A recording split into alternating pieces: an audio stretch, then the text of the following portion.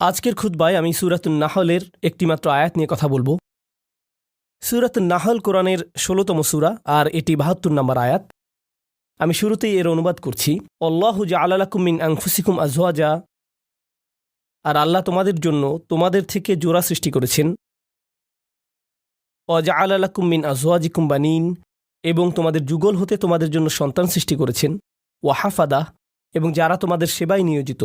এর অর্থ নাতি নাতনিও হয়, একটু পরে নিয়ে কথা বলছি। তাহলে এর দ্বারা সন্তান সন্ততি এবং নাতি নাতনিও বোঝায়। ওয়া রাযাকাকুম মিনাত তাইয়্যিবাত, সকল উত্তম ও পবিত্র উৎস থেকে তিনি তোমাদেরকে রিজিক দিয়েছেন। আফাবিল বাতিলি মিনুন, এত সব কিছুর পরেও কি তারা ভিত্তিহীন বাতিল জিনিসের উপর বিশ্বাস করবে?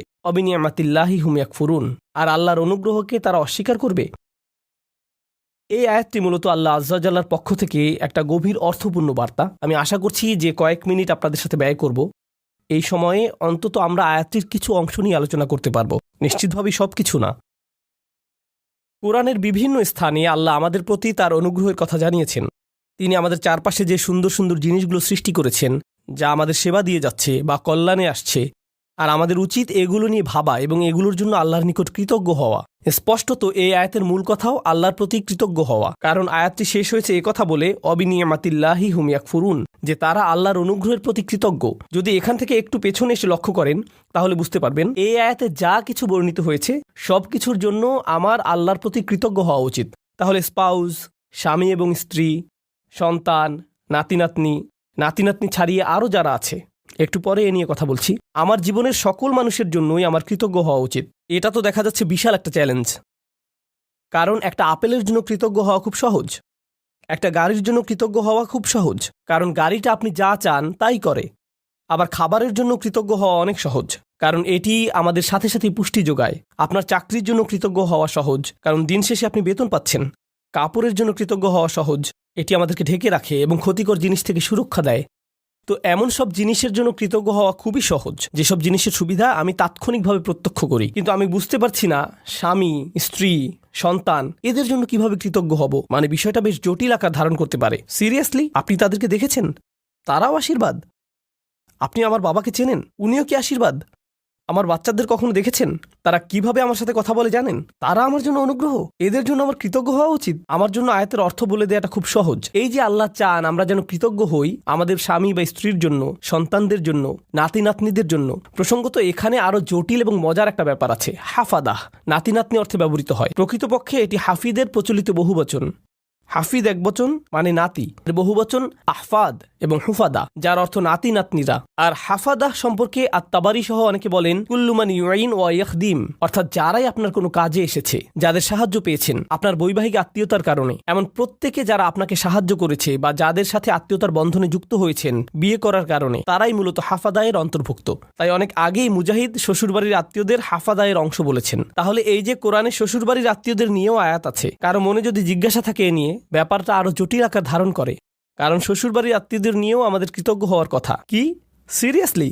এই মানুষগুলোর জন্য এত কিছু সহ্য করার পর এদের জন্য কিনা আমাকে কৃতজ্ঞ হওয়া উচিত? এ কারণে যখন আমি বলি আমরা একটি আয়াত পড়তে পারি, অনুবাদ করতে পারি এবং সামনে এগিয়ে যেতে পারি, অথবা থেমে গিয়ে বলতে পারি একটু থামুন, কি এটা আমার ব্যাপারে বলছে? এটা নিশ্চয়ই অন্য কারো সম্পর্কে বলছে। তাদের নিশ্চয়ই এমন সন্তানরা আছে যাদের জন্য তাদের কৃতজ্ঞ হওয়া উচিত, কারণ তাদের বাচ্চারা ভালো। তাদের বাচ্চারা আমারগুলোর মতো নয়। তাদের জীবনসঙ্গী নিশ্চয়ই তাদের অনেক প্রশান্তি দেয়, আমার জীবনসঙ্গী নয়। আমারগুলো কেবল আমাকে দুশ্চিন্তা এবং কষ্ট দেয় আর তর্ক করে। তাদের কাছ থেকে শুধু এটাই পাই। তারা তো আমাকে কৃতজ্ঞ হওয়ার কোনো কারণই দেয় না। ওরা সহজে কৃতজ্ঞ হতে পারে কারণ ওরা আল্লাহর নিয়ামত পেয়েছে, কিন্তু আমার পক্ষে তো এই পরিবারের জন্য কৃতজ্ঞ হওয়া সম্ভব না। আমার জীবনে তো তাদের মতো শান্তি নেই। আল্লাহ এখানে এরকম কোনো ব্যতিক্রম তৈরি করেননি। প্রসঙ্গত তোমাদের যাদের ভালো সন্তান, ভালো নাতি নাতনি, চমৎকার শ্বশুরবাড়ি এবং অসাধারণ স্ত্রী আছে, তাদের উচিত কৃতজ্ঞ হওয়া। বাকিরা অনলাইনে অভিযোগ করতে পারো আর এই নিয়ে মিম বানাতে পারো।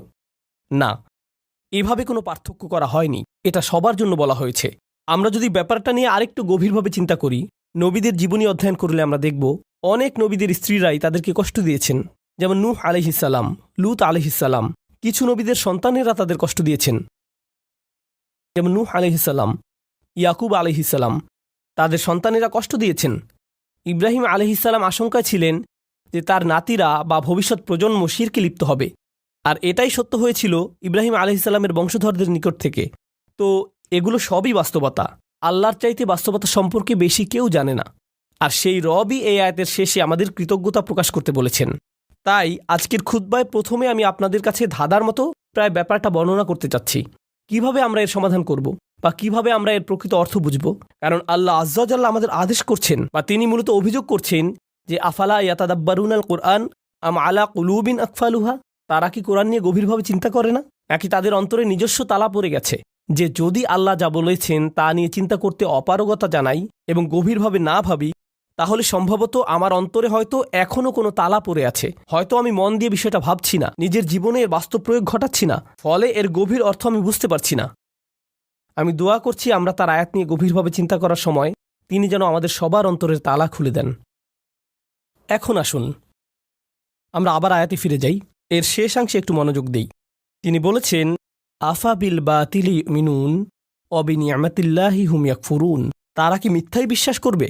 আশ্চর্যজনক একটা বাক্য, তারা কি মিথ্যাই বিশ্বাস করবে?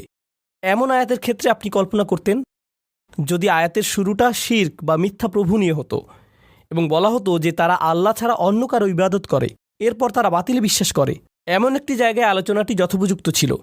কিন্তু আলোচনাটি এরকম নয়। কথাটা এমন ছিল যে তিনি তোমাদের মধ্য থেকে তোমাদেরকে দিয়েছেন স্ত্রী, সন্তান, নাতি নাতনি, শ্বশুরবাড়ি, বড় পরিবার এবং যারা তোমাদের সহযোগিতা করে এসব, এবং তারপর বলা হলো এরপরও কি তারা বাতিলকে বিশ্বাস করবে? সুবহানাল্লাহ, এ কথাটা এখানে কেন? তো আরেকটা ধাঁধা, আমি একটা ধাঁধার উপর আরেকটা ধাঁধা যোগ করছি, তাই না? তারা কি মিথ্যাই বিশ্বাস করবে? এখানে মিথ্যার বিপরীত হলো সত্য, তাই না? আফাবিল বাতিলি ইউমিনুন অবিল হাক্কি হুম ইয়াকফুরুন, তারা কি মিথ্যাই বিশ্বাস করবে আর সত্যকে অস্বীকার করবে? কারণ মিথ্যার বিপরীত হলো সত্য। কিন্তু আল্লাহ সত্য শব্দটি বলেননি, বরং তিনি বলছেন আল্লাহর অনুগ্রহ। তিনি আল্লাহর অনুগ্রহ বলছেন এর পরিবর্তে। আর যদি আপনি আল্লাহর অনুগ্রহ শব্দটির বিপরীত শব্দ নেন নাকবা, তখন এর অর্থ দাঁড়াবে তারা কি কাঠিন্যতায় বিশ্বাস করবে?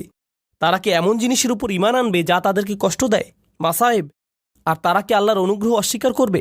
হয় আপনি সত্যের বিপরীতে মিথ্যা বলবেন, না হয় অনুগ্রহের বিপরীতে কষ্ট।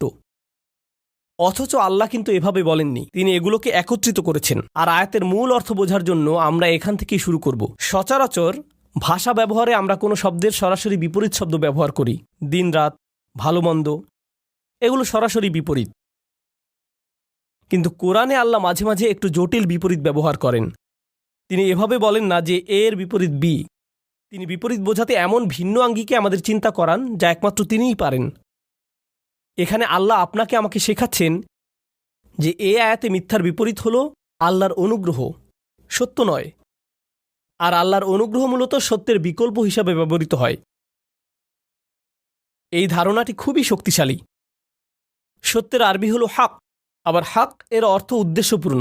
তাই হক অর্থ কেবল সত্য নয়, উদ্দেশ্যপূর্ণও হয়। যেমন আল্লাহ বলেন খালাকাস সামাওয়াতি ওয়াল আরদা বিল হক, তিনি বিশেষ উদ্দেশ্যে আকাশসমূহ এবং পৃথিবী সৃষ্টি করেছেন। এখানে উদ্দেশ্য বোঝাতে কোন শব্দটি এসেছে? সত্য, হক। সুতরাং হক শব্দের দুইটি দিক আছে। তো আসুন এই আয়াতটি এই দৃষ্টিকোণ থেকে চিন্তা করি। এই যে আমার অবাধ্য সন্তানেরা, আমার ছেলে আমার সাথে তর্ক করে, আমার মেয়ে আমার সালামের জবাব দেয় না, আমার নাতিরা আমাকে ভুলে গেছে, আমার স্ত্রী আমাকে কেবল অসম্মান করে, আর অন্যদের কাছে আমার দুর্নাম করে বেড়ায়, আল্লাহ বলছেন তিনি এই সব কিছুই দেখছেন, আর আমি দেখি সমস্যা। কিন্তু আসলে এরকম জটিল সম্পর্কের মধ্যেও একটা নিয়ামত আছে, আর সেই নিয়ামত বা কল্যাণ তাদের কাছ থেকে আসছে না। এই কল্যাণ কেবলই আল্লাহর কাছ থেকে আসে। তাদের কাছ থেকে শুধু কষ্ট আসে, কিন্তু সেই কষ্টের পেছনে যে প্রজ্ঞা, যে কল্যাণ আছে, তা শুধুমাত্র আল্লাহর পক্ষ থেকেই আসে। তাই আল্লাহ বলেননি অবিনিয়ামাতি হুম ইয়াকফুরুন, তিনি বলেছেন অবিনিয়ামাতিল্লাহি হুম ইয়াকফুরুন। তিনি নিয়ামাকে তার নিজের সাথে সম্পৃক্ত করেছেন। তিনি নিয়ামতকে যুক্ত করেননি তাদের সাথে, করেছেন নিজের সাথে। তাই আমরা এখন গভীরভাবে চিন্তা শুরু করা উচিত। পরিবারের ভেতর যত ঝামেলাপূর্ণ কথাবার্তা হয়, যত ঝামেলাপূর্ণ পরিস্থিতি আমাকে মোকাবেলা করতে হয়, সবগুলো নিয়ে। তাই আমরা একটু পেছনে সরে এসে আমাদের দৃষ্টিভঙ্গি বদলাবো নিজেদের পরিবার নিয়ে। কারণ এই আয়াতটি আমাদের বৃহত্তর পরিবার সম্পর্কেই। মূলত বেশিরভাগ মানুষের ক্ষেত্রেই যদি জীবনের কিছু নিয়ে অভিযোগ করার থাকে, অর্থনৈতিক বা স্বাস্থ্যগত ব্যাপার ছাড়া যদি তাদের জীবনে কোনো মানুষ নিয়ে অভিযোগ করার থাকে, সেই মানুষটি সম্ভবত নিজ পরিবারের কেউ। জীবনের অধিকাংশ নাটকের অবস্থান এখানে। জীবনের সকল চাপের উৎপত্তি এখান থেকেই। ফোন আসলে ফোনের কাছে যাবার আগেই আপনি বলে ওঠেন আল্লাহ তার কল যেন না হয়, মনোবল শক্ত করে নিচ্ছেন আগে থেকেই। অথবা কোনো বিয়েতে বা অনুষ্ঠানে গিয়ে আপনি ভালো সময় কাটাচ্ছেন, হঠাৎ আপনার স্ত্রী আপনার দিকে তাকালো, বা আপনি তার দিকে তাকালেন। স্ত্রী ভাবতে লাগলো, ওহো, আজকে আমার খবর আছে। বাড়ি ফেরার জন্য গাড়িতে ওঠা মাত্রই তিনি বকাঝকা শুরু করবেন। পরিস্থিতি ভালো মনে হচ্ছে না। পরবর্তী ঝগড়া শুরু হওয়ার আগেই যেন দাঁতে দাঁত চেপে প্রস্তুতি নেওয়া শুরু করলেন। জানেন, সম্ভবত ব্যাপারটাকে অন্য দৃষ্টিকোণ থেকেও দেখা যায়। সম্প্রতি আমাকে একজন একটা প্রশ্ন করেছেন। আজকের আয়াতটি ভালোভাবে বোঝার জন্য এটি একটা উদাহরণ হতে পারে। মা আর মেয়ের মধ্যে ফোনে কথা হচ্ছে। মা বলছে, জানো তোমার অমুক কাজিন, আমরা তার নাম দিলাম কাজিন এ, তোমার কাজিন এ সবসময় কাজিন বি সম্পর্কে বাজে কথা বলে। তার সমস্যাটা কি? কেন সে সারাক্ষণ কাজিন বি সম্পর্কে মন্দ কথা বলে? মেয়ে বলল, এটা নিয়ে চিন্তা করো না মা, সে তার ভালো ভালো আমলগুলো তাকে দিয়ে দিচ্ছে। কারণ কারো পেছনে কটু কথা বললে আখিরাতে নিজের ভালো কাজগুলো তাকে দিয়ে দিতে হবে। তাই এ নিয়ে কোনো চিন্তাই করো না মা। মেয়েটি আমাকে জিজ্ঞেস করলো, আমি যখন এভাবে বলি, এভাবে বলা কি ঠিক? আমি এই কথোপকথনটি শোনার পর বললাম, আচ্ছা, তোমরা যখন এভাবে আলোচনা করছো যে কাজিন এ এরকম খারাপ কাজ করছে, তোমরাও তো তখন গীবত করে ফেলছো। কাজটা উল্টা হয়ে গেল না? এরপর আছে আরেক সমস্যা। তুমি কি অতি সহজেই বলে ফেলছো না যে চিন্তা করো না, আমরা আখিরাতে তার কাছ থেকে নিয়ে নিব? কেউ যদি তোমার সারা জীবনের সঞ্চয় কেড়ে নিতে চায়, এখনই তোমার বাড়িতে এসে তোমার গাড়ির চাবি, ক্রেডিট কার্ডস, ব্যাংক পাসওয়ার্ড নিয়ে নেয় আর বলে বের হয়ে যাও, তখন তো বলবে না যে চিন্তা করো না, আমরা আখিরাতে নিয়ে নিব। তুমি তো এই জীবনের জিনিসগুলোই ছেড়ে দিতে পারো না, আর এত অনায়াসে তোমার কাজিনের আখিরাত ছেড়ে দিচ্ছ। কোনো সমস্যা নেই, আমরা শেষ বিচারের দিন নিয়ে নিব। হয়তো আমরা একটু পেছনে সরে এসে বলতে পারতাম, না, নিশ্চয়ই এই বিরোধের কোনো কারণ আছে, আমাদের এই চ্যালেঞ্জটাকে নিয়ে একটু নিয়ামতে পরিবর্তন করে ফেলতে হবে। কারণ আল্লাহ এই সম্পর্কগুলোকে বলেছেন নিয়ামত। আমার ছেলে, আমার কাজিন, আমার পরিবার, আমার শ্বশুরবাড়ি, এগুলো কেবল আছে মানেই নিয়ামত নয়, কেবল তাদের থাকাটাই নিয়ামত নয়। স্পষ্টরূপেই এখানে শুধু তাদের বর্তমান থাকার কথাই বলা হচ্ছে না, তাদের সম্পর্কটা আমার সাথে কতগুলো অভিজ্ঞতার সমষ্টি, কতগুলো কথোপকথন এবং আদান প্রদানের সমষ্টি। কিভাবে আমি একে একটি নিয়ামতে পরিণত করব? মা, কখনো জানতে চেয়েছো আমার কাজিনের এত রাগ কেন? নিশ্চয়ই কিছু ঘটেছিল। কখন ঘটেছে? ও, তোমার মনে আছে ওই বিয়ের কথা, যেখানে অমুক অমুক ব্যাপারগুলো ঘটেছিল? ও, তখন থেকেই সমস্যার শুরু। আমরা হয়তো তাদের দুজনকে নিয়ে একসাথে বসতে পারি এবং সমস্যাটার একটা সমাধান করতে পারি। আমরা হয়তো সমস্যাটার সমাপ্তিতে সাহায্য করতে পারি, এটাকে আরো বড় করার পরিবর্তে। এই নিয়ে পেছনে কথা না বলে, অভিযোগ না করে আমরা হয়তো সমাধানের একটা অংশ হতে পারি, যেন পরিবারটি আত্মীয়তার সম্পর্কের মাঝে যে নেয়ামত লুকিয়ে আছে তার অভিজ্ঞতা লাভ করতে পারে। আপনার পরিবারে যে মানুষগুলোর আগমন ঘটে, আমার পরিবারে যে মানুষগুলোর আগমন ঘটে, ভালো হোক বা মন্দ, আল্লাহ একটা উদ্দেশ্যকে সামনে রেখেই তাদেরকে আমাদের জীবনে পাঠিয়েছেন। তার সব কাজেই উদ্দেশ্য থাকে। মাঝে মাঝে আপনি আপনার ভাইকে দেখে ভাবেন, তুমি কিভাবে আমার ভাই? কখনো কখনো কিছু মানুষ তাদের বাবা মাকে দেখে ভাবে, সিরিয়াসলি তোমরা আমার বাবা মা? তোমাদের সাথে আমার তো কোনো মিলই নেই, কিভাবে তোমরা আমার মা বাবা? আপনি অবাক হয়ে ভাবেন, আমরা যদি একই পরিবারে না হতাম, আমার মনে হয় না তোমাদের সাথে আমি কিছু করতাম বা করার ইচ্ছা করতাম। কিন্তু আল্লাহ মানুষকে বিশেষ উদ্দেশ্যে একত্রিত করেন। তিনি ভালো করেই জানেন কাকে কার পরিবারে রাখতে হবে এবং কাকে কার সাথে জেনেটিক্যালি সংযুক্ত করতে হবে। এমনকি তিনি আপনার শ্বশুরবাড়ির ব্যাপারেও প্ল্যান করে রেখেছেন। ইন্না লিল্লাহি ওয়া ইন্না ইলাইহি রাজিউন। এর জন্যও তিনিই পরিকল্পনা করে থাকেন। এখন সব কিছুকে একটা বড় পরীক্ষা মনে হতে পারে, কিন্তু আমি যদি নির্দিষ্ট একটি দৃষ্টিকোণ থেকে আয়াতটি নিয়ে চিন্তা করি, আমাকে এখানে আশীর্বাদ খুঁজে পেতে হবে। আমি এখানে আশীর্বাদ খুঁজে পাবো না যদি আমি সবকিছুকে উদ্দেশ্যপূর্ণ দৃষ্টিতে না দেখি। সম্ভবত এই ঝগড়ার পেছনের উদ্দেশ্য আমাকে খুঁজে বের করতে হবে এবং সঠিক কাজটি করতে হবে, সঠিক কথাগুলো বলতে হবে, যেন এই বিরোধের নিষ্পত্তি হয়। আল্লাহ এমন মানুষদের নিয়ে কথা বলেছেন যারা সত্যিই তাকে বিশ্বাস করে। তিনি তাদের সম্পর্কেও বলেন যারা বিপরীতে ফাসাদ তৈরি করে। তিনি বলেন, ওয়ায়াকতাউনা মা আমারাল্লাহু বিহি আন ইউসাল ওয়া ইফসিদুনা ফিল আরদ। তারা ছিন্ন করে ফেলে আল্লাহ যা অবিচ্ছিন্ন রাখার নির্দেশ দিয়েছেন। পারিবারিক বন্ধনগুলো অটুট রাখা সত্যিই কঠিন। স্বামী স্ত্রীর সম্পর্ক মজবুত রাখা কঠিন। সন্তান সন্ততিদের মাঝে বন্ধন বজায় রাখা কঠিন। ভাই বোনদের মাঝে রাগারাগি তীব্র আকার ধারণ করতে পারে। পিতামাতা এবং সন্তানদের মাঝেও রাগারাগি তীব্র আকার ধারণ করতে পারে। আপনার নিজের পরিবার এবং শ্বশুরবাড়ির মাঝে মতবিরোধ প্রচণ্ড খারাপ হয়ে পড়তে পারে। ওইগুলো ছোটখাটো মতবিরোধ নয়, কিন্তু এই সকল মতবিরোধের প্রতি আমি যদি উদ্দেশ্যপূর্ণ দৃষ্টিতে তাকাই, জানেন আমি কি করব? আমি কোনো না কোনোভাবে এটাকে আশীর্বাদে পরিণত করব। আমি এই ঝগড়া সমাধানের একটা উপায় খুঁজে বের করব। আমি এই নিয়ে আলোচনা চালিয়ে যাওয়ার একটা উপায় খুঁজে বের করব। আল্লাহ আমাদের নবীদেরকে এমন সব কঠিন পরিস্থিতিতে ফেলেন, কিন্তু তবুও তারা এতে আল্লাহর নিয়ামত খুঁজে পান, কারণ তারা সব কিছুর দিকে উদ্দেশ্যপূর্ণ দৃষ্টিতে তাকান। তো এটাই আমাদের প্রথম শিক্ষা, আফাবি নিয়ামাতিল্লাহি অবিনিয়ামাতিল্লাহি হুম ইয়াকফুরুন থেকে। এই আয়াতের আরেকটা দিক আমি নিজেকে এবং আপনাদেরকে স্মরণ করিয়ে দিতে চাই। সেটা হচ্ছে আল্লাহ বলছেন, আল্লাহু জাআলা লাকুম মিন আনফুসিকুম আজওয়াজা। খুবই ভারী কিছু কথা। আল্লাহ কেবল বলেননি যে তিনি তোমাদের জন্য স্ত্রী দিয়েছেন। এটা অনেক সহজ হতো। আল্লাহু জাআলা লাকুম আজওয়াজা, আল্লাহ তোমাদের স্ত্রী দিয়েছেন। যথেষ্ট ছিল। কিন্তু না, আল্লাহু জাআলা লাকুম মিন আনফুসিকুম আজওয়াজান, আল্লাহ তোমাদের মধ্য থেকেই তোমাদের জন্য দিয়েছেন স্ত্রী, তোমাদের মধ্য থেকেই। এটা নিয়ে গভীরভাবে ভাবতে গিয়ে মুফাসসিরগণ চমৎকার কিছু কথা বলেছেন। এই আয়াতে তোমরা কারা? আপনি, আমি, আমরা মানুষ। আরবিতে মানুষকে ইনসান বলা হয়, যা উনস এবং ইস্তিনাসের সাথে সম্পর্কিত। মানে এটি মমতা, আন্তরিকতা, ভালোবাসা আর সৌজন্যতার সাথে সম্পৃক্ত। এই অনুভূতিগুলো একজন মানুষের অন্তরে প্রদান করা হয়েছে। অন্যের অনুভূতির প্রতি শ্রদ্ধাশীল হওয়া, যেমন আল্লাহ তাআলা বলছেন কারো অনুমতি ছাড়া তার ঘরে প্রবেশ না করতে। আপনার বন্ধুর বাসায় গিয়ে সোজাসুজি ভিতরে চলে যেতে পারবেন না, তাই না? হাত্তা তাস্তানিসু, যতক্ষণ না অনুভব করেন যে আপনাকে আশা করা হচ্ছে। তো রাত ৩টার সময় বন্ধুর বাসায় এটা ভেবে যাওয়া উচিত নয় যে আমি এখন গেলেও সে কিছু মনে করবে না, আমি জাস্ট হেঁটে ঢুকে যাব। না, এভাবে সোজা ঢুকে যেতে পারবেন না। আর অস্বস্তিকর সময় যাওয়া উচিত না। আপনার অন্তত এই বুঝটা থাকা দরকার যে কখন যাওয়াটা উত্তম হবে। ইনসান অর্থাৎ মানুষ শব্দটি সরাসরি যত্ন, সৌজন্যতা এগুলোর সাথে সম্পৃক্ত।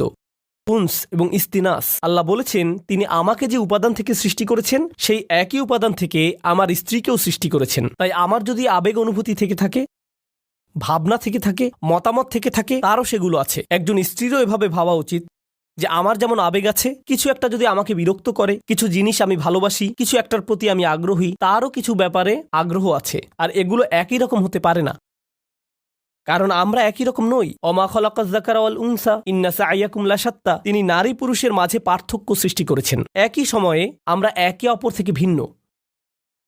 আল্লাহ বলছেন যখন মিন আনফুসিকুম আজওয়াজান, এই শব্দগুলোর মাঝে সত্যিই খুব সুন্দর একটা ইশারা রয়েছে, চমৎকার একটা ইঙ্গিত রয়েছে এই শব্দগুলোর মাঝে। যেহেতু সে আমার থেকে এসেছে, আমাকে সেই অনুভূতিটি বোঝার চেষ্টা করতে হবে।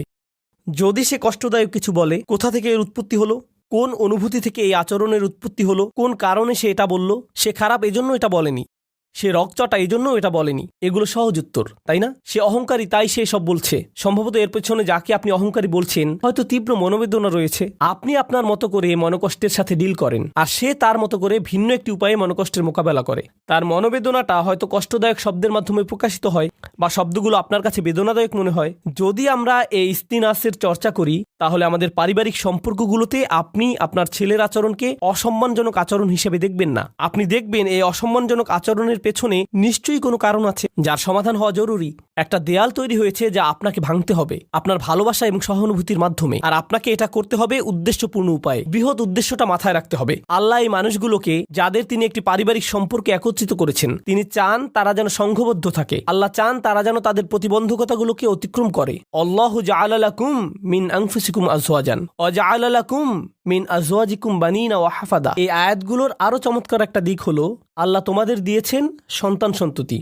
আল্লাহ তোমাদের দিয়েছেন শ্বশুরবাড়ির আত্মীয় স্বজন, নাতি নাতনি, অন্য মানুষেরা যারা তোমাকে সাহায্য করবে, তোমার উপকারে আসবে। আল্লাহ আজ্জা জাল্লা বলছেন সব শুরু হয়েছে আজওয়াজ থেকে, অর্থাৎ আপনি বিয়ে করেন, আর যখন বিয়ে করেন তখন অন্য একটি পরিবারের সাথে সম্বন্ধ যুক্ত হন। যেহেতু আরেকটি পরিবারের সাথে আপনি এখন সম্পর্কের বন্ধনে আবদ্ধ, একদিন হয়তো চাকরি হারিয়ে ফেললেন বা অন্য কোনো বিপদে পড়লেন, সে সময় হয়তো আপনার স্ত্রীর খালাতো ভাইয়ের এক বন্ধু আপনার বিশাল এক উপকার করলো।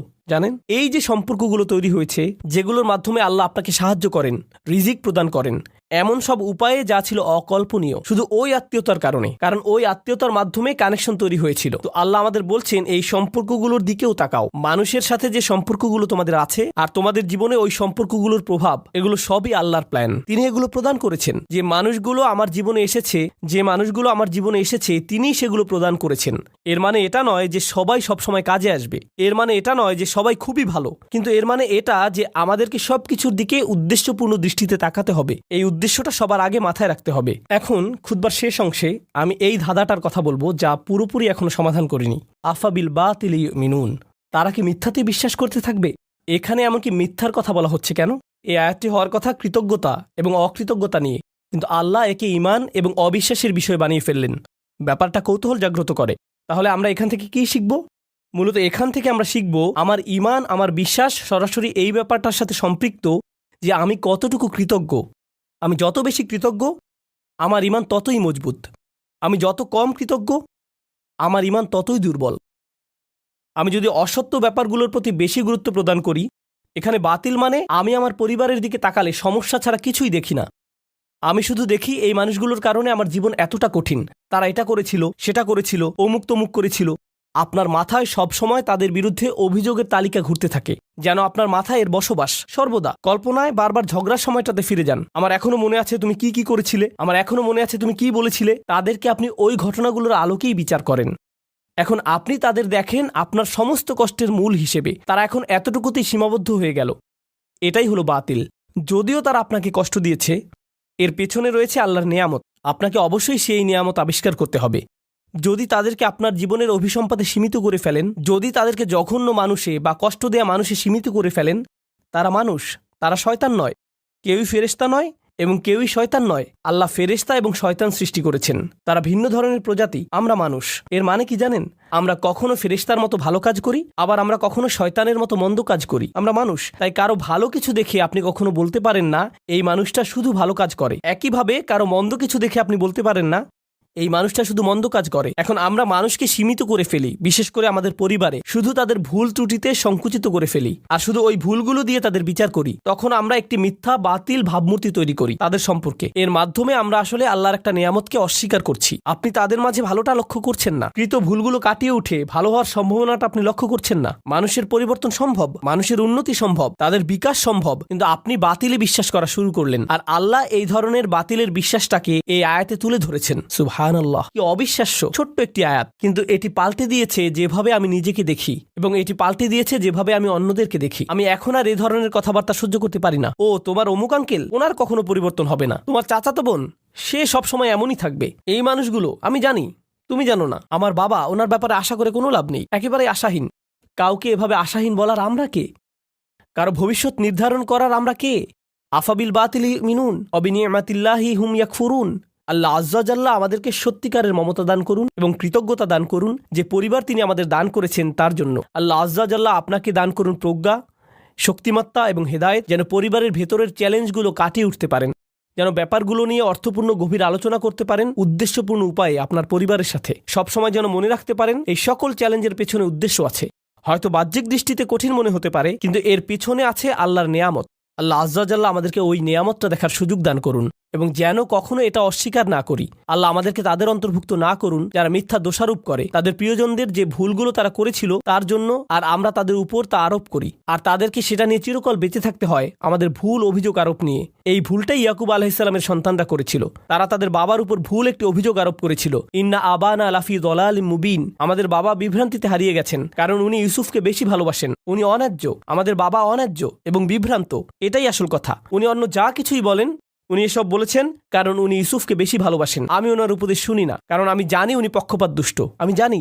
এখন যেহেতু তারা ওনাকে পক্ষপাতী হিসেবে কল্পনা করে নিয়েছে, ওনার ব্যাপারে একটি বাতিল ধারণা এঁকে নিয়েছে, একই কাজ আমরাও আমাদের পরিবারের সদস্যদের সাথে করতে পারি। আমরা তাদের শরীরে একটি বাতিল স্টিকার লাগিয়ে দিতে পারি। এখন তারা যাই বলুক, এগুলোর কোনো অর্থ নেই, কারণ আমরা ইতিমধ্যে মেনে নিয়েছি তাদের সব কথা সেই একই ভুল জায়গা থেকে এসেছে। তাই আমি দোয়া করি পরস্পরের প্রতি এমন করা থেকে আল্লাহ আমাদের রক্ষা করুন এবং আমাদের পরিবারগুলোকে একত্রিত করে তুলুন। আল্লাহ আমাদেরকে সাহায্য করুন যেন কাটিয়ে উঠতে পারি এবং সুস্থ হতে পারি ওই ব্যথাগুলো থেকে যা আমরা তাদের কাছ থেকে পেয়েছি, এবং তিনি আমাদেরকে যে নিয়ামত দান করেছেন তার জন্য যেন সত্যিকার অর্থে কৃতজ্ঞ হতে পারি। বারাকাল্লাহু লি ওয়া লাকুম ফিল কুরআনিল হাকিম ওয়া নাফা'নি ওয়া ইয়্যাকুম বিল আয়াতি ওয়া যিকরিল হাকিম।